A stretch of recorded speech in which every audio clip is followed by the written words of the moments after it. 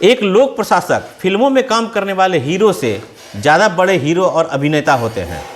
उन्हें तो एक स्क्रिप्ट दिया जाता है कि यहाँ आपको रोना है, यहाँ आपको हंसना है, यहाँ आपको लड़ाई करना है, लेकिन एक लोक सेवक को कोई स्क्रिप्ट नहीं दिया जाता है। आपको मैं बता दूं कि प्रशासन एक लेबोरेटरी में नहीं चलता है, प्रशासन हमेशा एक इम्परफेक्ट सिचुएशन में चलता है। आइए इथिक्स, इंटीग्रिटी एंड एप्टीट्यूड विषय पर आज हम सिलेबस का अध्ययन करते हैं, सिलेबस का एनालिसिस करते हैं। सिलेबस का एनालिसिस क्यों?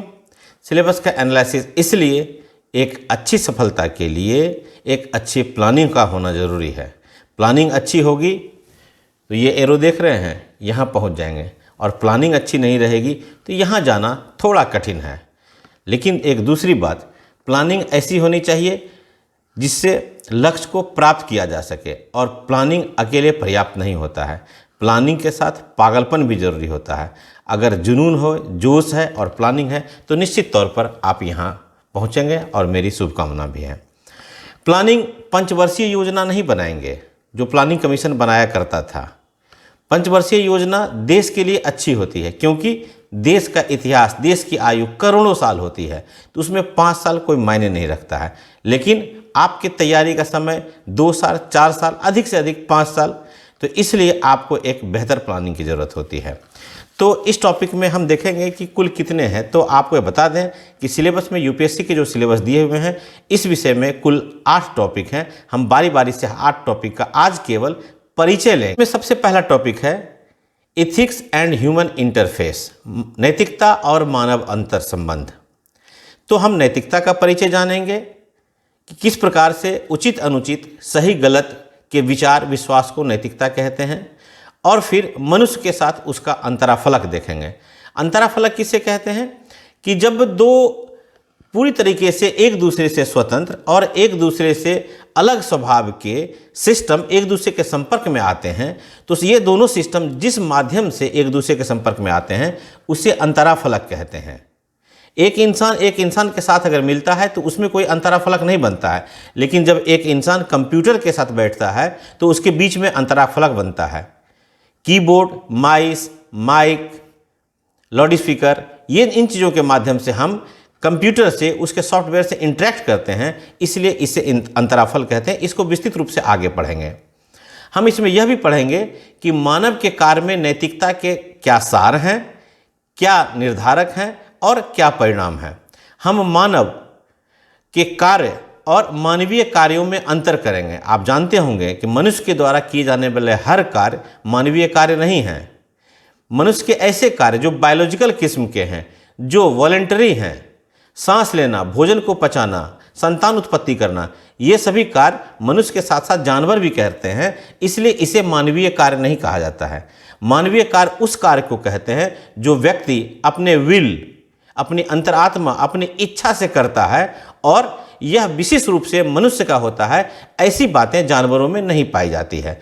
तो इसके मानवीय कार्य के नैतिकता में क्या सार हैं, क्या उसके निर्धारक हैं और क्या उनका परिणाम होता है, इसका अध्ययन करेंगे।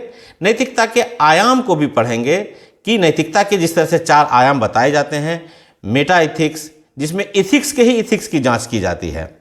दूसरा है पर्सपेक्टिव या नॉर्मेटिव इथिक्स, इसमें एक आदर्श जैसी बात कही जाती है, लोगों को क्या करना चाहिए। तीसरा पढ़ेंगे डिस्क्रिप्टिव इथिक्स, या इसे कंपैरेटिव इथिक्स भी कहते हैं। इसमें लोग कहा जाता है कि लोगों को क्या अच्छा लगता है, और इसमें यह भी पढ़ेंगे अप्लाइड इथिक्स, जैसे बिजनेस इथिक्स। इसमें इथिक्स का अनुप्रयोग राजनीति में, प्रशासन में, ये सब पढ़ेंगे। तो आगे देखेंगे निजी और सार्वजनिक संबंधों दोनों में हम नैतिकता का अध्ययन करेंगे, और इसके बाद मानवीय मूल्य का अध्ययन करेंगे। मानवीय मूल्य क्या है? मनुष्य के ऐसे जन्मजात गुण हैं जो बस विशेष रूप से मनुष्य में पाए जाते हैं, जानवरों से ऐसे मूल्य की अपेक्षा नहीं की जाती है, जैसे सहिष्णुता, करुणा, त्याग, प्यार, मोहब्बत। लेकिन मनुष्य के कुछ ऐसे भी गुण हैं जिसे दोष माना जाता है, जैसे कि ईर्ष्या, लोभ, लालच, तो उसको मानव मूल्य में नहीं रखा जाता है। तो मानव मूल्य को अच्छी तरीके से पढ़ने के क्रम में हम उन चीज़ों का भी अध्ययन करेंगे, और यह देखेंगे कि लोगों में मानवीय मूल्य विकसित करने में नेताओं, महान नेताओं और प्रशासकों के जो जीवन वृत्ति हैं, जैसे भीमराव अंबेडकर साहब हो गए, जैसे महात्मा गांधी हो गए और बहुत सारे चिंतक हैं, इनके जीवन को पढ़ेंगे और उनके शिक्षा से सबक लेंगे। और इसी में इस पहला टॉपिक का अंतिम है कि नैतिक मूल्यों को विकसित करने में परिवार, समाज और शैक्षणिक संस्थानों का योगदान। जैसी माता होती है वैसे बच्चे होते हैं, जैसा स्कूल होता है वैसा बच्चा होता है, और जैसा बच्चा होता है एक वैसा राष्ट्र होता है। राष्ट्र को मजबूत करने के लिए माता को मजबूत किया जाता है, शिक्षण संस्थानों को मजबूत किया जाता है, समाज को मजबूत किया जाता है। इसलिए इसका भी हम विशेष रूप से अध्ययन करेंगे। और देखिए हमारे पूर्व राष्ट्रपति डॉक्टर APJ अब्दुल कलाम साहब ने इस पर क्या कहा है। उन्होंने कहा है कि अगर किसी देश को भ्रष्टाचार से मुक्त होना है और सुंदर दिमाग का देश बनना है तो मुझे दृढ़ता से लगता है कि 3 प्रमुख सामाजिक सदस्य हैं जो बदलाव ला सकते हैं। वे हैं माता, पिता और गुरु। अगला है एटीट्यूड। एटीट्यूड के हिंदी मनोवृत्ति, अभिवृत्ति, मनोभाव। एटीट्यूड क्या होता है? एटीट्यूड किसी विषय पर निर्णय लेने के पहले उसके बारे में दिमाग में जो मानसिक स्थिति जो बनती है उसे एटीट्यूड कहते हैं। जैसे कि आप थोड़ी देर के लिए समझिए कि आप अपने रिश्तेदार के घर कुछ कर्ज मांगने के लिए गए हैं। तो आप जब जाएंगे और अगर आपके रिश्तेदार को पता रहेगा कि ये आया है तो डेफिनेटली ये कुछ मांगने के लिए आया है, तो आप देखेंगे इस बार रिश्तेदार के आव भाव बदल गए हैं। उनको चाय पिलाने का ढंग, उसको आपको वेलकम करने का ढंग वैसा नहीं है जो सामान्य रूप से रहा करता है। ये क्या है? उनका एटीट्यूड बदल गया। तो एटीट्यूड क्या है? एटीट्यूड वह मानसिक स्थिति है जो किसी वस्तु या किसी कार्य या किसी परिस्थिति के कारण बनती है दिमाग में, और वह निर्णय लेने के पहले की मानसिक स्थिति होती है। यानी पहले मन में एटीट्यूड विकसित होता है, उसके बाद विचार आते हैं और विचार के बाद वह व्यवहार में बदलता है, निर्णय व्यवहार में बदलता है। तो इसलिए हम इसमें पढ़ेंगे विचार और व्यवहार के साथ एटीट्यूड का संबंध। एटीट्यूड का राजनीति में क्या इस्तेमाल होता है और एटीट्यूड की नैतिकता में क्या स्थिति होती है वह भी पढ़ेंगे, नैतिक और राजनीतिक मनोदृष्टि। अगला है सामाजिक प्रभाव और प्रोत्साहन। इसका भी अध्ययन करेंगे। इसमें जो आपका परसुएशन शब्द है ये बहुत महत्वपूर्ण है। परसुएशन शब्द वास्तव में एक अम्ब्रेला शब्द है। अम्ब्रेला शब्द उसको कहते हैं जिसके कई अर्थ हो सकते हैं। कोई हिंदी का कोई एक शब्द जो है वो परसुएशन के अर्थ को स्पष्ट नहीं करता है। परसुएशन का अर्थ होता है अनुनय करना, विनय करना, मनुहार करना, लोगों को मनाना और लोगों के मन से अपने शंका को मिटाना। प्रायः जो बड़े लोग होते हैं, जो लीडर्स होते हैं, वो अपने समर्थकों का या लोगों के जनसमूह को अपने अनुसार से उनकी भावना को, उनके विचार को, उनके दृष्टिकोण के, उनके एक्शन को जो समझा करके, बुझा करके, अनुनय करके, मनुहार कर करके जो उसको तैयार कहते हैं उसे परसुएशन कहते हैं। इसका उदाहरण लीजिए। मान लीजिए कि कहीं पर कोई दुर्घटना हो गई है और उस दुर्घटना के कारण जो है उस गांव के लोग वहां पर उग्र प्रदर्शन कर रहे हैं, और जो दुर्घटना में कोई व्यक्ति अगर मृत हो गया है तो उसके डेड बॉडी को सड़क पर रख करके आंदोलन किए हैं, जाम किए हुए हैं, और आप उस इलाके के जिला पदाधिकारी हैं। तो आप तो सबसे पहले आप जानते हैं कि जब इस तरह की सिचुएशन होता है तो जिला पदाधिकारी और पुलिस अधीक्षक पहले नहीं जाते हैं। पहले पुलिस अधीक्षक के प्रतिनिधि के रूप में SDPO और जिला पदाधिकारी इसमें पहले SDM को भेजते हैं। तो एज SDM के रूप में या एक SDPO के रूप में आपको उस जनता को समझाना है, अनुनय करना है, विनय करना है, मनुहार करना है, उनको बताना है, उनके मन के शंका को, दृष्टि को दूर करना है। तो एक SDM के रूप में, एक SDPO के रूप में आप वहाँ जब जाएंगे तो देखेंगे कि लोगों की भीड़ उग्र है, वो किसी भी रूप में मानने को तैयार नहीं है। वो कह रहे हैं जिलाधिकारी यहाँ आएंगे तो ही यहाँ से हम हटेंगे, पुलिस अधीक्षक यहाँ आएंगे तो ही हटेंगे।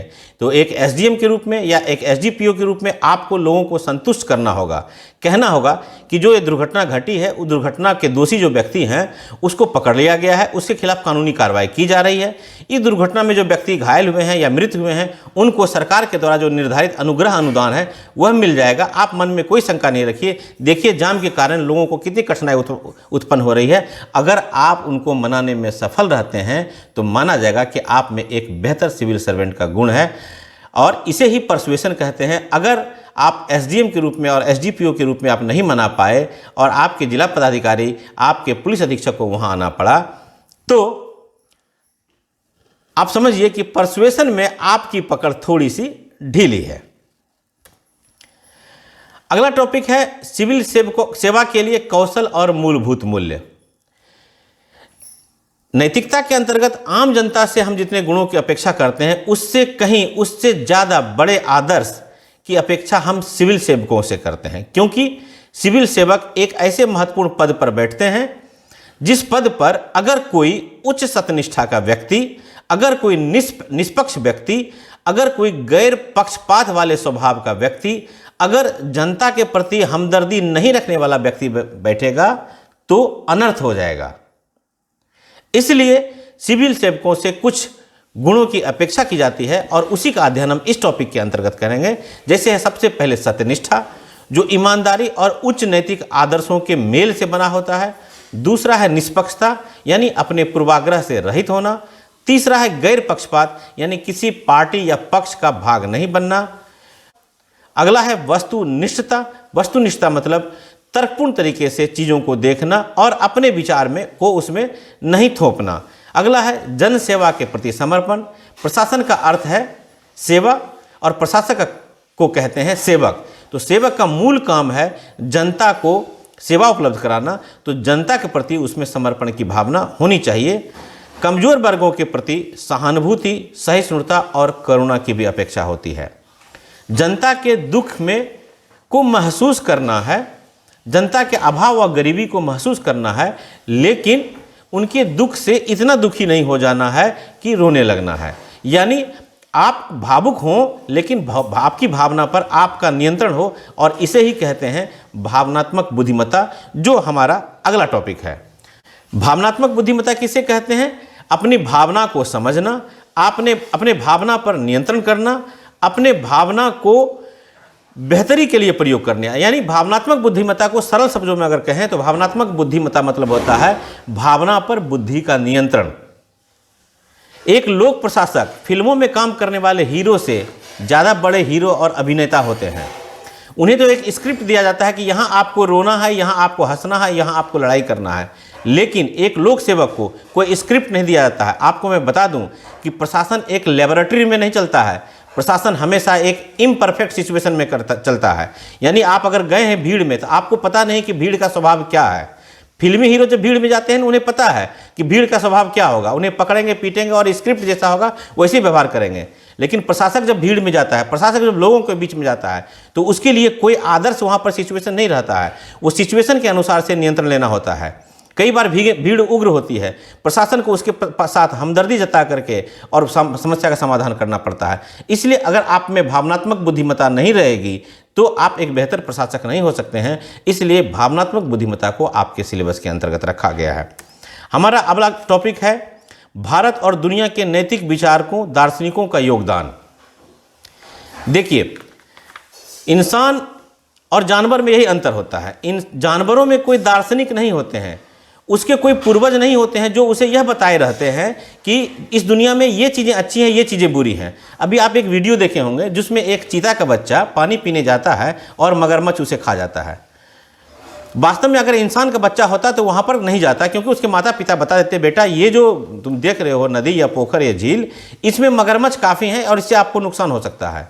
लेकिन जानवरों को वो सुविधा उपलब्ध नहीं है। इसलिए मनुष्य को कहा गया है, मनुष्य के बारे में कहा जाता है कि वो कल्चर बियरिंग प्राइमेट है, वह संस्कृति का वाहक प्राइमेट है। यानी एक अच्छी बातें जो हमारे पूर्वजों ने सीखी है वह हमें बताई। हमारे पूर्वजों ने बता दिया कि पोटेशियम साइनाइड जहर है, तो हम जानते हैं वो जहर है। अब हम उसको चीख करके चाट करके नहीं जानेंगे।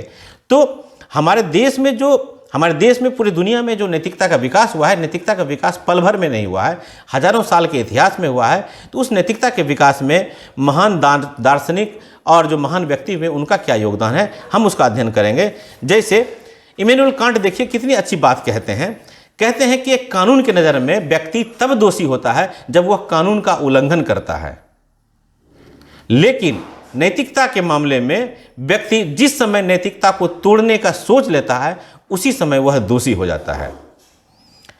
दलाई लामा, इस बार इस सब 2022 के मेंस परीक्षा में ये प्रश्न भी पूछा था। दलाई लामा साहब कहते हैं कि अपनी सफलता को इस बात से आंकें कि इसे पाने के लिए आपको क्या छोड़ना पड़ा।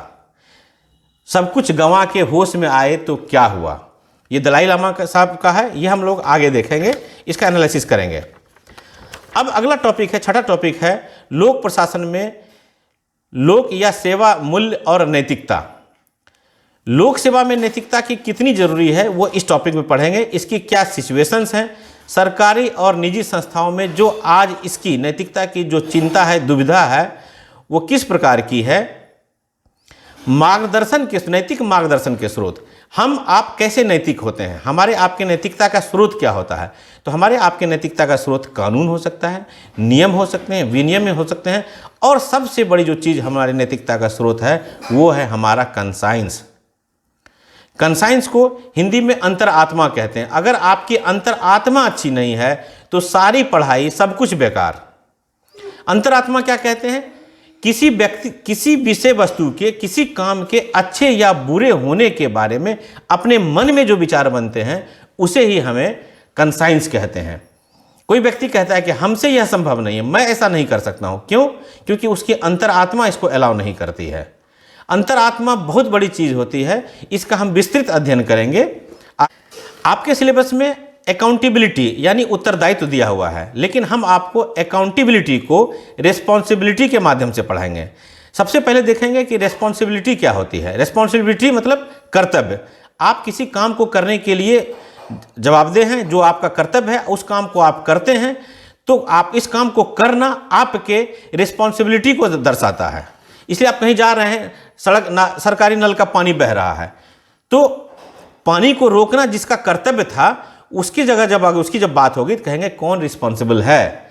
लेकिन अगर उस व्यक्ति ने अपना कर्तव्य का निर्वहन नहीं किया और पानी का नुकसान हो गया, सड़क का नुकसान हो गया, तो कहेंगे वह व्यक्ति इस काम के लिए अकाउंटेबल है, उत्तरदायी है, यानी उसको जवाब देना होगा कि यह काम क्यों गड़बड़ हुआ। विस्तृत अध्ययन हम पढ़ेंगे जब इसका टॉपिक का वीडियो बनाएंगे। अगला है शासन में नैतिक और सदाचार पूर्ण मूल्यों को मजबूत करना, अंतर्राष्ट्रीय संबंधों और वित्त पोषण के नैतिक मुद्दे। आज अंतर्राष्ट्रीय संस्थाएं राष्ट्र में, देश के अंतर्गत बड़े पैमाने पर निवेश करती हैं, संस्थाएं निवेश करती हैं, वित्त पोषण करती हैं। तो वित्त पोषण करने में सर्व शिक्षा अभियान है, बाल श्रम के उन्मूलन से संबंधित अभियान है, पर्यावरण के संरक्षण से अभियान है। तो इस फंड के पीछे क्या कोई अनैतिक चीज़ें भी तो नहीं हो रही हैं? इस वित्त पोषण में इसका भी अध्ययन हम इस टॉपिक के अंतर्गत करेंगे। और अंत में इसमें है कॉरपोरेट या निगमित प्रशासन। आप जानिए कि भारत के अंतर्गत अभी फिलहाल कुछ इस तरह के बड़े बड़े कंपनी हो गए हैं जिनके बजट का आकार, जिनके कर्मियों की संख्या बहुत सारी राज्य सरकारों से बड़ी है। इसलिए यहाँ भी नैतिकता, यहाँ भी सत्यनिष्ठा, यहाँ भी उत्कृष्टता बनाए रखने के लिए इसके लिए अलग से कॉरपोरेट लॉ बनाए गए हैं, अलग से मंत्रालय बनाए गए हैं। इसलिए हम इसका भी अध्ययन करेंगे। और अब जो टॉपिक आ रहा है वह नैतिकता टॉपिक का सब सार है। उसके बिना नैतिकता के टॉपिक तो हो ही नहीं सकते हैं, और वो है probity in governance. Probity in governance का हिंदी अनुवाद सच्चाई और ईमानदारी किया जाता है, लेकिन सच्चाई और ईमानदारी से कहीं ज़्यादा है प्रोबिटी। प्रोबिटी ये समझ लीजिए कि ये जो आपका एथिक्स, इंटीग्रिटी और एप्टीट्यूड जो विषय है, इसका सार है प्रोबिटी। प्रोबिटी मतलब कि अल्टीमेट ईमानदारी, प्रशासन में अल्टीमेट, मतलब ये समझ लीजिए कि राम राज्य की कल्पना। अब सबसे पहले आते हैं कि सिलेबस में ये आया कहाँ से। तो आपको पता होगा कि वर्ष 2000 में संविधान की कामकाज की समीक्षा के लिए एक राष्ट्रीय आयोग बनाया गया था, वेंकटचलैया आयोग। वेंकटचलैया आयोग ने कुल 13 विषयों पर अपना परामर्श पत्र दिया था, और उसका एक परामर्श पत्र का नाम यही था प्रोबिटी इन गवर्नेंस। और इसमें हम पढ़ेंगे सार्वजनिक सेवा, शासन और ईमानदारी, सरकार में सूचना साझाकरण, राइट टू इन्फॉर्मेशन, उसी वेंकटचलैया आयोग के ही सुझाव से आया था। सूचना का अधिकार, कोई भी व्यक्ति किसी भी सरकारी कार्यालय से मात्र 10 रुपये का शुल्क दे करके कोई भी सूचना प्राप्त कर सकता है, और अगर सूचना उसे प्राप्त नहीं कराया जाता है तो वह अपील करेगा, और अपील के बाद भी सूचना नहीं प्राप्त कराया जाता है तो 25,000 रुपये तक के जुर्माना का प्रावधान है। उसके बाद है नैतिकता के आचार संहिता। आचार संहिता, नागरिक घोषणा पत्र, कोई संगठन, संस्था, जब उस संगठन के द्वारा कौन कौन से कार्य किए जाते हैं, कितने दिन में कार्य किए जा सकते हैं, किस काम के लिए कौन जवाबदेह है, इसका जो डिस्क्लोजर होता है, जो घोषणा होता है, उसे नागरिक घोषणा पत्र कहते हैं। कार्य संस्कृति, बेहतर कार्य संस्कृति बेहतर परिणाम देती है।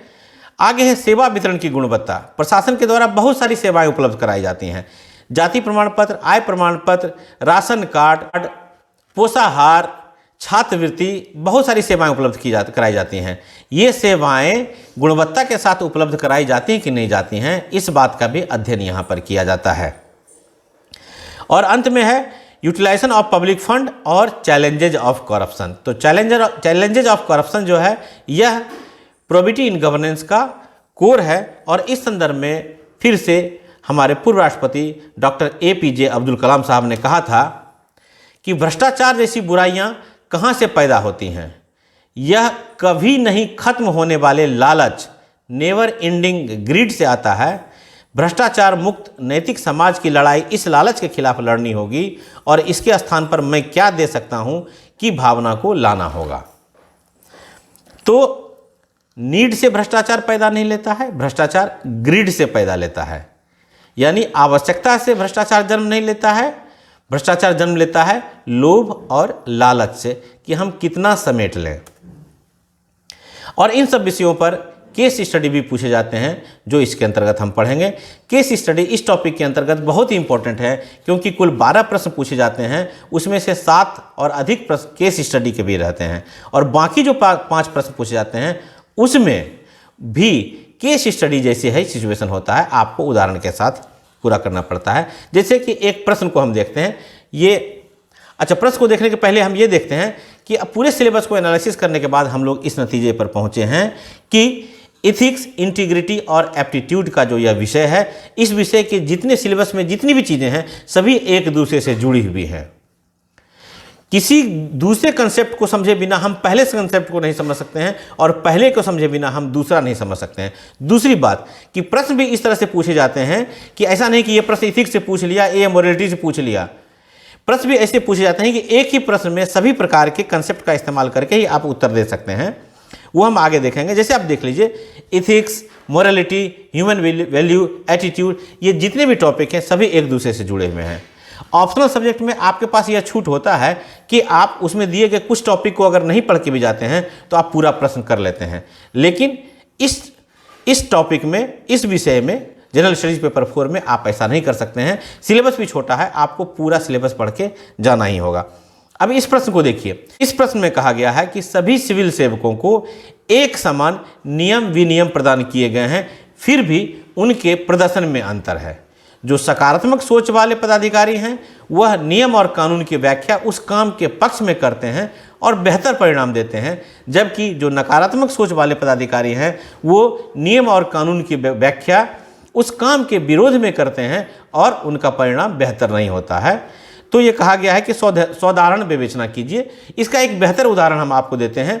थोड़ी देर के लिए मान लीजिए कि आप किसी शहर के ट्रैफिक एसपी बनाए गए हैं या एसपी बनाए गए हैं, तो आप 2 तरीके का काम करेंगे। सबसे पहला ही दिन कहेंगे कि ये हेलमेट वाला, ये लहरिया कट मारने वालों को मैं शिक्षा दूंगा, और सुबह सारा पुलिस फोर्स सड़क पर उतार देते हैं, डंडे मारते हैं, लोगों की चाबी छीनते हैं, लोगों पर फाइन करते हैं और अपनी पीठ थपथपाते हैं कि देखो आज हमने सरकार के खजाने में 10 लाख रुपया रखा, जमा करवाया। लेकिन आप वो नहीं देखते हैं कि इस भागदौड़ में कितने लोगों के जरूरी काम छूट गए, कितने लोग हड़बड़ी में भागने के चक्कर में गिर गए, कितने लोगों के एक्सीडेंट हो गया, कितने लोग मार खा करके प्रशासन के विरुद्ध धरना प्रदर्शन कर रहे हैं।